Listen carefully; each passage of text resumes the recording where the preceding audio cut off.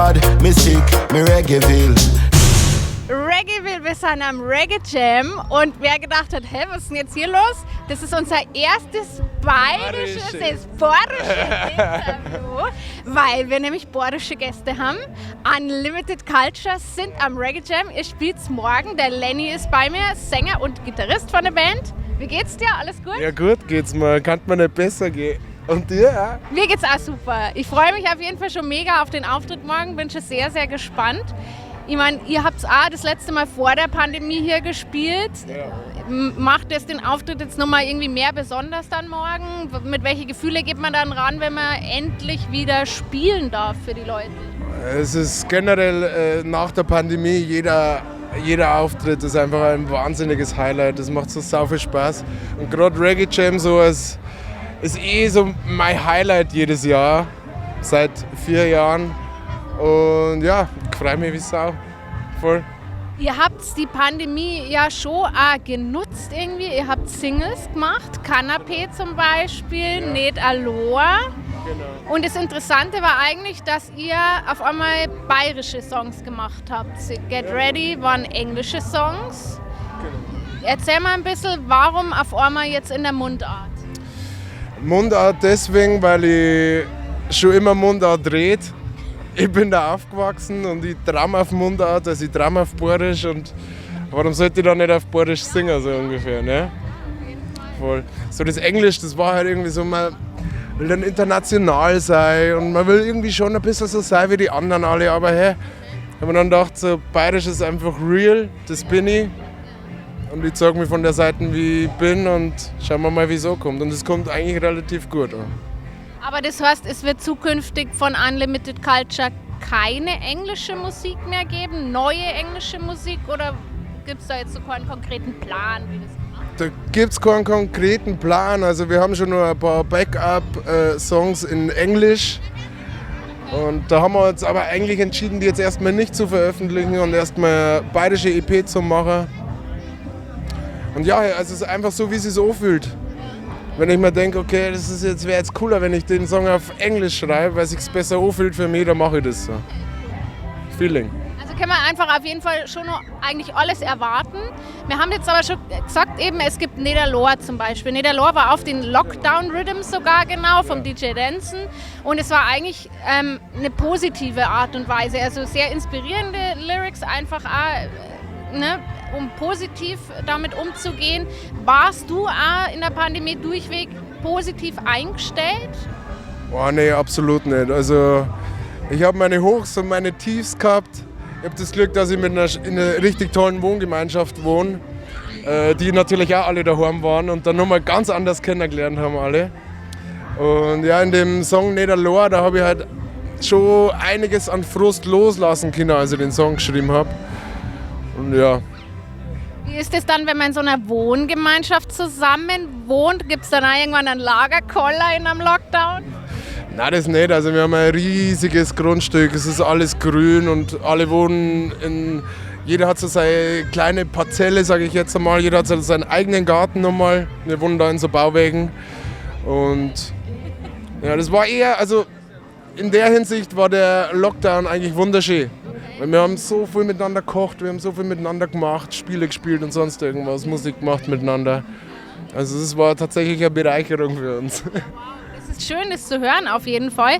Jetzt hast du die Leute in deiner sozusagen Wohngemeinschaft da immer gesehen. Wie war es mit der Band? Habt ihr euch gesehen, habt ihr zusammen gespielt, auch gerade in Zeiten, wo es geheißen hat, irgendwie, also du musst jetzt keine Ordnungswidrigkeit zugeben. Ja. Also wir haben schon ein bisschen miteinander gespielt, hauptsächlich so wie die Session beim Sandwich Maker, die Live-Koch-Show haben wir miteinander gemacht. Wir haben ein paar so Sitzkonzerte, aber das war halt einfach, es hat sich nicht so gut angefühlt. Einfach weil es hat sich eher alles so ein bisschen ängstlich angefühlt einfach. Und dann, ja, komisch auf jeden Fall. Wir haben da im ersten Jahr so eine Hochzeit haben wir gespielt. Das war ganz cool. Es war schon ein bisschen ausgelassener. Und auf der Straße haben wir auch ein bisschen gespielt. Das war eigentlich schon ganz geil, bis uns die Polizei vertrieben hat. Keine Blasen, da bilden sich so viele Grüppchen und Blasen, so muss man aufhören, aber wir mussten nichts sagen. Verweilverbot. Ja, voll. Wir haben gesagt, Niederlohr war ein Song, den ihr gemacht habt. Das Kanapé war auch ein Song und Bayermann-Style. War auf jeden Fall also wir haben das Video auf Reggaeville auch die Premiere gemacht. Der Song hat unglaubliches Feedback, der hat Tausende von Likes, der hat zig Kommentare, super die Leute, also ich habe es auch total gefeiert. Ich habe auch gesagt, Alex, schau dir das an. Ist es deine Lederhosen, die du da anhast? Jetzt hast du ihn erwischt. Es ist nicht meine Lederhosen, weil ich habe zwar Lederhosen, aber die waren nicht so schön und schnörkelig und Fädchen dran. Das ist tatsächlich die Lederhosen. Eher fancy. Ja, das ist die Lederhosen vom Ringerting gewesen. Und jetzt passt es ihm nicht mehr. Ja, dann kann er sie ja dir vermachen halt. Also wir müssen sagen, Fabi Ringerting hat auch das Video gemacht. Genau, der hat das Video auch gemacht. Haben uns ein Wochenende Zeit genommen, oder 2 Wochenenden Zeit genommen. Und das ist auch relativ viel bei mir daheim quasi gedreht. Und so generell in Regensburg halt, alles nicht weit weg. Einfach so die Spots, wo ich bin. Und ja. Wer hat sich das ausgedacht? Zum Beispiel auch das mit der Schubkarre und so, die ganzen Outfits und das alles. Kam es von dir, von Fabi oder kam es... Ich habe meinen Klamottenschrank, also das war so anfangs meine Idee. Ich zeige mich von allen Facetten, wie ich so bin. Einmal so im Anzug und einmal im Jogginganzug und am Arbeiten in der Latzhosen und so. Ja, habe mir gedacht, das ist eine simple Idee. Macht man das so einfach, ja. Ja, aber super umgesetzt halt, macht total Spaß, das anzuschauen. Einfach dadurch, wie der Fabi es halt auch geschnitten hat und so, super nice. Wie gesagt, das hat viel positives Feedback generiert und der Song ist auch so, wenn man jetzt zum ersten Mal einfach so ein bisschen Reihe hat, denkt man so, Spaß, cool, nice. Aber es hat schon auch Kritik, der Song. Ja, also ich würde sagen, es geht um Rassismus, es geht auf jeden Fall um Vorurteile. Jetzt erzähl mal ein bisschen, ihr kommt alle aus Bayern. Ja. Ich kann mir vorstellen, es ist nicht immer leicht in Bayern, wenn man zum Beispiel Dreads hat. Erzähl mir mal ein bisschen aus deiner persönlichen Erfahrung, was hat den Song Bayermann-Style und eben auch diesen Aspekt da motiviert und inspiriert? Ja, genau das, was du schon sagst. Also, wirst erst mal blöd angeschaut, wenn du Dreadlocks hast. Dann wirst du nur 2-mal blöd angeschaut, wenn du eine andere Hautfarbe hast. Aber wenn du dann das Mal aufmachst und Bohrisch redest, dann bist du gut integriert. So ungefähr, ne? Und ja, genau dieses ganze Gehabe ging mir halt einfach auf die Nerven und haben mir gedacht, das muss ich zu Blatt bringen. Mich einfach, ja, wie gesagt, also auch wie bei Niederlohr, ich verarbeite halt in den Songs relativ viel. Und danach geht es mir dann halt einfach echt gut, wenn ich es aufgeschrieben habe, wenn ich es singen kann und ja. Ist es immer nur ein Thema? Ist es immer nur frustrierend? Also mittlerweile kann ich da drüber stehen. Also wenn ich an meine Kindheit zurückdenke, war es auf jeden Fall viel schwieriger, weil man erst irgendwie so in der Schule so erfahren hat, dass man anders ist. Vorher bei deinen Eltern oder sonst irgendwas, da erfährst du es ja nicht. Es ist kein Thema, da wird nicht drüber geredet halt einfach, ja genau. Und in der Schule ist halt dann N-Punkt, du hast schon N-Wort ganz oft gefallen und das hat mir schon zu schaffen gemacht, aber irgendwann dann im Erwachsenenalter, so, du hast deine Crew, du hast deine Band und so, alle stehen hinter dir und ich finde es geil, wie du bist und scheißegal, wie du ausschaust. Und das Wichtige wäre, das ist einfach völlig irrelevant. Völlig wurscht, ja. Und seitdem kann ich da eigentlich drüber stehen. Jetzt erzähl mir noch ein bisschen, wir haben gesagt, gerade in Bayern, es ist konservativ und die Leute sind heute auch, wie die Leute eben leider dann sind. Wo genau kommt sie her aus Bayern? Wie war denn so die Kindheit? Wie ist es da und wie ist es vor allem? Also warum macht man dann auf einmal Reggae in Bayern? Das ist eine gute Frage. Also, warum machen wir Reggae? Ich war auf einem Reggae-Konzert, wir waren ja vorher eine Rockband. Nur mit einer anderen Besetzung und so, aber wir waren eine Rockband. Irgendwann mal auf meinem ersten Reggae-Konzert und hab den Bass so gefeiert. Diese Basslines und so. Und hab mir gedacht, ey, ich muss das machen. Bin sofort heim, habe einen ersten Reggae-Song geschrien, der war furchtbar schlecht. Wurde der jemals veröffentlicht? Sag ich nicht. Nein, doch, wir haben so ein paar CDs. Ja, gar nicht sein, weil es gibt da kein schlechtes Lied von einem. Wir haben schon ein paar CDs gemacht und so an Live-Konzerten halt verkauft, aber da war jetzt noch nicht so mit Spotify und Videodreh, YouTube, haben wir alles nicht gemacht. So. Ja, das war schon auch ein bisschen, es war schon ein Hit auch in meiner Heimat. Also ich komme ursprünglich aus Riedenburg, aus dem Altmühltal. Und wollte aber da dann auch irgendwann mal raus. Dann haben wir gedacht, ein bisschen eine größere Stadt, und dann hat es mich nach Regensburg gezogen. Genau. Und da fühle ich mich halt super wohl einfach. Und die anderen von der Band kommen auch alle aus Regensburg?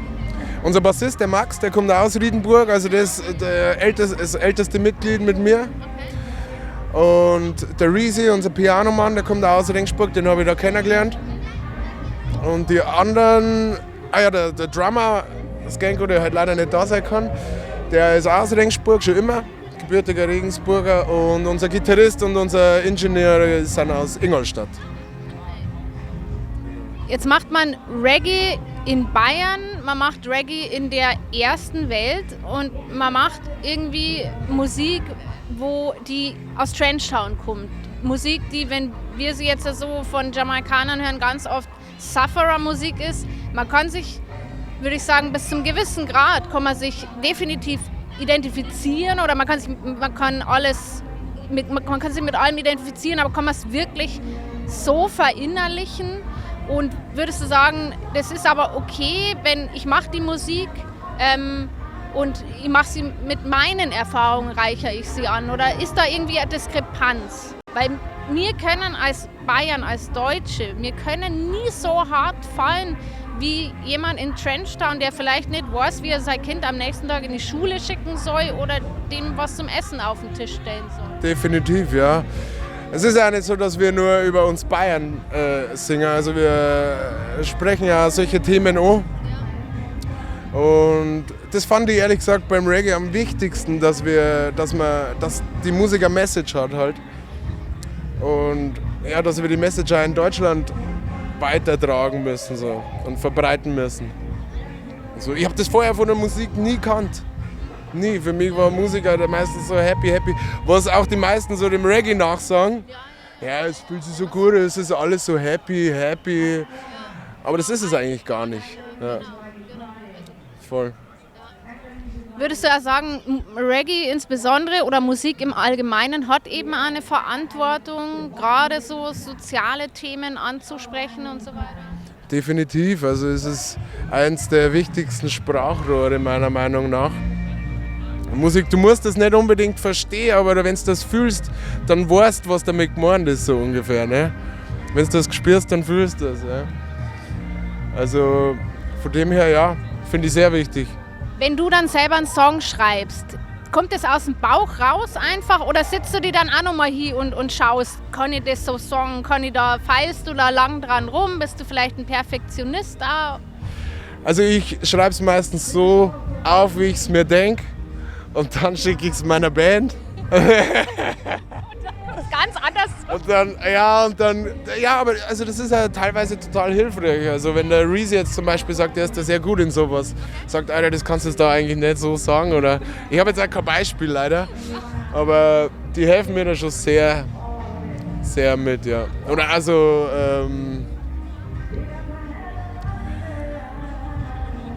grammatikalisch gesehen. Hast du Probleme mit der bayerischen Grammatik? Das kann ja eigentlich gar nicht sein. Ja, na, eigentlich nicht.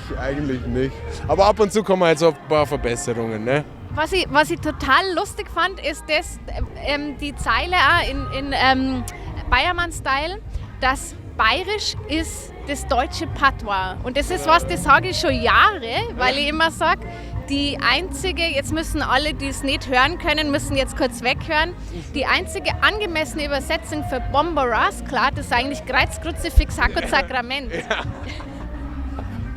Deswegen, also ich finde, das ist super. Und allein zum Beispiel jetzt ein Nedaloa klingt viel mehr nach Not Alone als nicht alleine, oder? Voll. Dadurch, dass er bayerisch so viele Vokale hat, es lässt sich so schön rhymen und es float halt einfach. Es float. Und es gibt da im Patois, zwar bedeutet es was anderes, aber es gibt da das Wort Oide, habe ich irgendwann mal gelernt. Oide? Ja. Echt, oder? Ja. Und was es bedeutet, weißt du? Ja, muss ich nochmal nochmal auschecken. Ja, das genau, mich interessieren. genau. Aber also wir kennen auf jeden Fall Eude. Ja, voll gut. Ja, vielleicht. Ich merk's mir mal. Aber du hast gesagt, also die Musik wird kommen, wie sie kommt. Sie kommt auf Bayerisch, sie kommt auf Englisch. Gibt es denn was, wo wir jetzt konkret uns schon drauf freuen können? Das letzte Album war 2017, Get Ready. Wir haben gesagt, ein paar neue Singles sind jetzt schon rausgekommen. Gibt es konkrete Pläne und was macht Unlimited Culture jetzt 2022? Also wir produzieren gerade unsere EP. Wie gesagt, unsere bayerische EP. Und da werden jetzt auch noch ein paar Singles rauskommen. Da sind wir gerade eigentlich schon ziemlich weit fertig. Und ja, wir wollen auch Vinyl pressen, aber da ist ja anscheinend die Wartezeit in letzter Zeit irgendwie bis zu einem halben Jahr oder sowas. Also super schwierig. Aber die wird kommen, da bin ich mir sicher. Und ja, Ringerting wird wieder ein paar Videos drehen, also es ist schon alles vereinbart und vieles ist schon im Kasten. Dann haben wir auf jeden Fall was, worauf wir uns schon freuen können. Wie gesagt, auf dem Reggaeville YouTube-Kanal könnt ihr auf jeden Fall Bayermann-Style-Video euch anschauen. Ihr könnt die Songs hören, ihr könnt vom Sandwich Maker haben wir Material, wo auch Lenny Soldier dabei ist und auch die anderen von Unlimited Culture mitspielen. Und genau, am Reggae Jam morgen live auf der Bühne. Da geht's richtig ab. Ich wünsche dir alles Liebe und Gute für die EP, alles Gute und auch für morgen für die Show. Ganz mega viel Spaß. Alles Gute. Vielen Dank, Lenny. Me mad, me sick, me Reggaeville.